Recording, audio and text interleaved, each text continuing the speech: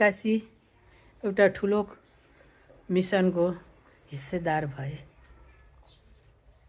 नमस्कार, म cancer survivor 4 stage क्यान्सरसँग लडिरहेकी छु।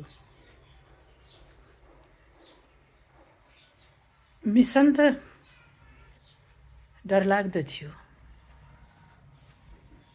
मलाई सपोर्ट गर्ने धेरै हुनुहुन्थ्यो, तर कमान्डरको भूमिका मैले निभाएकी थिएँ, निभाइरहेकी छु। मेरो पछाडि धेरैजना हुनुहुन्छ, डाक्टर हुनुहुन्थ्यो, नर्स हुनुहुन्थ्यो, मेरो परिवार थियो, तपाईहरू हुनुहुन्थ्यो। मलाई यति धेरै माया गर्ने सबैजना हुनुहुन्छ, सबैले सपोर्ट गरिराख्नु भएको छ। तर पनि कमान्डिङ त मैले नै सम्हाल्नु पर्ने हो। हामी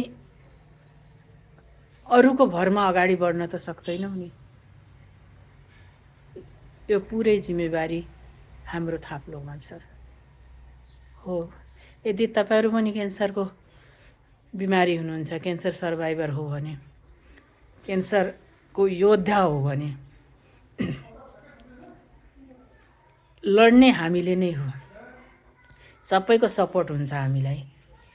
जब हामी लड्न चाहदैनौँ नि, जब हामी अगाडि बढ्न चाहदैनौँ, केहीले काम दिँदैन। हामीलाई अमेरिका पुर्याए पनि काम दिँदैन। यदि हामी लड्न चाह्यौँ भने नि, एउटा सामान्य हस्पिटलमा सामान्य औषधिले हामी निको हुन्छौँ।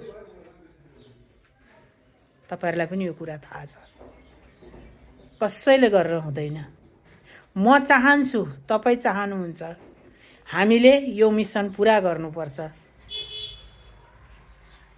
हामीसँग धेरै माया गर्ने व्यक्ति हुनुहुन्छ भन्ने तपाईहरूलाई लाग्छ भने, यदि मलाई लाग्छ भने, हामीले हिम्मत हार्नु हुँदैन। हिम्मत छ भने हिमाल चढ्न पनि सक्छ, नत्र भए तलबाट हेर्ने पनि मान्छेलाई हिम्मत हुँदैन, आँट आउँदैन। कसैले गर्दा केही हुँदैन। यदि हामीलाई केही भयो भने नि, हामी मर्यौँ भने, म सही अर्थमा भन्छु, हाम्रो पछाडिका सबै भाग्छन्। किन कमान्डर त हामी हौँ नि त।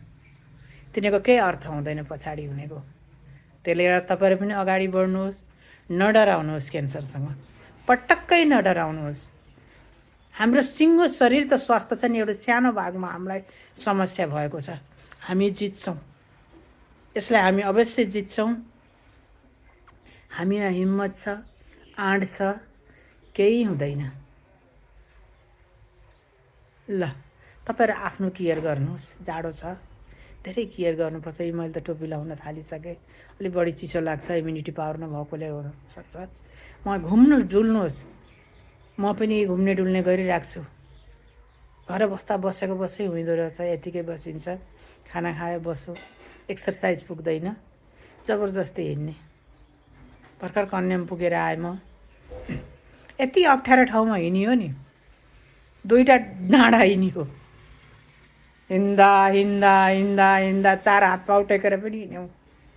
त्यो चिया बगानको त्यो पछिल्लो भित्ताबाट गाह्रो त एकदमै गाह्रो भयो। म माथि चढेपछि मलाई एकदम सास बढ्यो, एकदम कोखा दुख्यो, एकदम गाह्रो भयो। सबैजना डराउनु पनि भयो, तर एकछिनमा ठिक भयो। फेरि पछि उतिर्दाखेरि पनि एकछिन खाजासाजा खाएर उत्रियौँ। अनि त्यसले मलाई अलिकति आँट बढ्यो। यस्तो त चढ्न सकेँ, यति त हिँड्न सकेँ भन्ने भयो। हिँड्छु, एक्सर्साइज गर्छु। तपाईँहरू पनि एक्सर्साइज गर्नुहोस्, हिँड्नुहोस्, बिहेप्पी रहनुहोस्, जतिखेर हाँसी खुसी रहनुहोस्। केही छैन जीवन हाम्रो हो। हाम्रो जीवनलाई हामी नै बचाउनुपर्छ, कसैले बचाउन सक्दैन।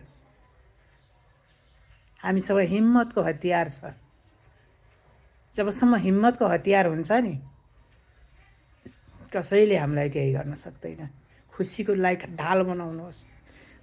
कसैले पनि हाम्रो खुसीलाई आक्रमण गर्न नसकोस्। खुसीलाई ढाल बनाउँछ, हिम्मतलाई हतियार बनाउनुहोस्। केही हुँदैन। By by, love you. संसारभरि रहनुहुने क्यान्सर सर्भाइभरलाई म धेरै माया गर्छु, किन म पनि पीडित छु। त्यसले गर्दाखेरि तपाईँहरूले आफ्नो केयर गर्नु। ल, टेक केयर।